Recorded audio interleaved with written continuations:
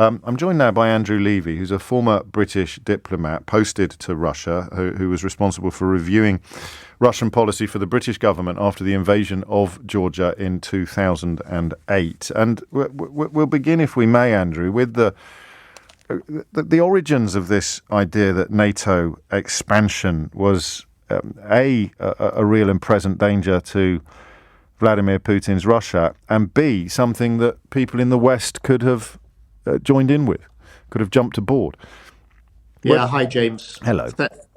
Thanks for having me on. I'm afraid I haven't been listening to the show today. What? Well, that's it. Finished. Cut. Finished. Done. So I hope I don't cut across anything that was said before. Look, Vladimir Putin doesn't think it's about NATO. No. In his really pretty crazy statement that he gave to justify the invasion on the early hours of Thursday morning, he sort of mentioned NATO in paragraph 978 or something. His main point was Ukraine doesn't have a right to exist, but his real point, which he wasn't saying and that he knows, is that he's a kleptocrat. He is a psychopath. He may not realize that, but he's in that position. He knows he's in danger, and he has to escalate his theft and his political manipulation and his violence over time. We've seen it with many others, and he knows those examples. Colonel Gaddafi. Where did Colonel Gaddafi die? Ceausescu. Where did Ceausescu die? And he fears that, quite rightly. And so he's in a cycle of escalation. And theft doesn't just include theft of resources in his own country. It includes theft of territory. Now, all this mysticism about Ukraine being part of Russia, whatever, it's basically rubbish. But, even historically, it's nonsense. But now Ukraine is a sovereign state. It's a member of the United Nations, and he's launched a war of aggression. Okay, and against the Nuremberg principles, he is a war criminal. This will have to be done by the proper lawyers and so on. So he's in an even greater escalation now. And this is only going to get worse unless he's stopped. But he has nuclear weapons. So there we are. I tell a story on your Twitter account last night, going right back to 2008, which, of course, is and shortly after Putin invaded Georgia. And it's fair to say that every syllable of the advice you gave to the then Foreign Secretary has been borne out by events. Why was more notice not paid to people like you? So, to be fair to the Foreign Secretary at the time and the Prime Minister at the time, I think they did take notice, and some very senior officials, some excellent ones, did take notice. So just to be fair. Okay. I think what's happened is, there's a mixture of fear, foolishness, wishful thinking, and that sort of thing, and in many cases, greed. Some people are, whether it's people, lawyers, and others who make a lot of money out of it, or whether it's people who've been paid off to be literally agents of Putin's regime. These things motivate. Yeah. Are you suggesting that if there hadn't been a change of government in 2010, then things might have gone better? And I'm conscious of you not being able to go into certain areas of conversation. Of course, it's always hard to do the 2020 hindsight. Yes, of course. I was like many people. I've been talking to a lot of people recently. Dismayed, but not just by much of what the British government did or didn't do. And to be fair, the British government did do some things. It's not all bad. But do you remember Hillary Clinton's reset when she was Secretary of State? Her supposed reset with Sergei Lavrov. Yes. And all this stuff. It's just entirely unrealistic. It doesn't relate to what the Putin regime is. He isn't a normal, politician. They're playing Queensberry rules with a street fighter, aren't they? That's right. Now, the thing is, he has nuclear weapons. Yes. Right? And so if you go for a reset like Hillary Clinton did, of course she's not a fool. None of these people are totally sort of foolish.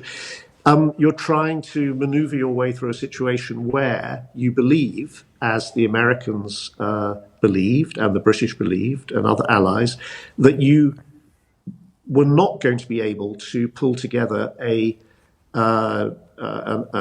alliance for total containment of Putin. In the Cold War, we had a containment policy. The USSR was nuclear armed. The difference in the Cold War, and it was extremely dangerous back then, but the difference was you didn't have a mafia boss in charge of Russia.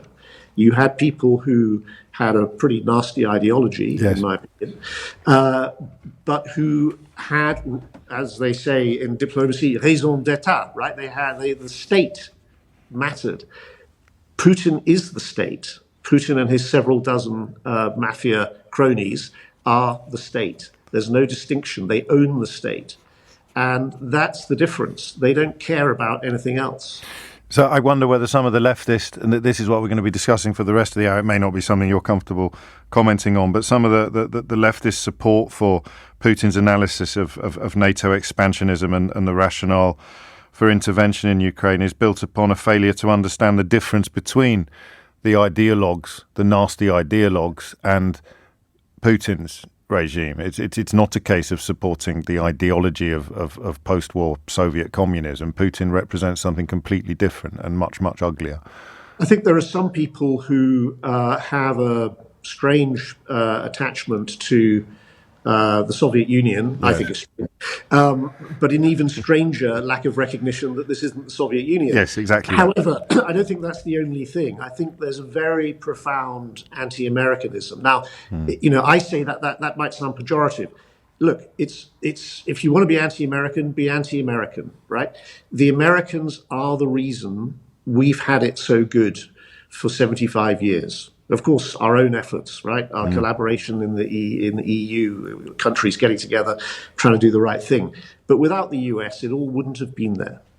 And doesn't mean the US hasn't made horrific mistakes and done terrible things. So if you believe that and you don't like the way our society is and how we exploit other countries and all this sort of thing, you would be anti anything that our alliance does.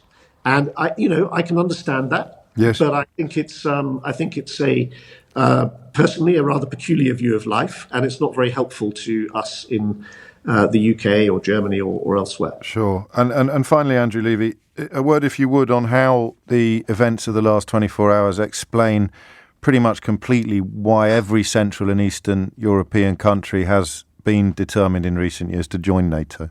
Yeah, what you've seen with this war of aggression and this invasion is precisely what every single Central and Eastern European foreign secretary and prime minister and so on has known, and why they wanted to join NATO in the first place.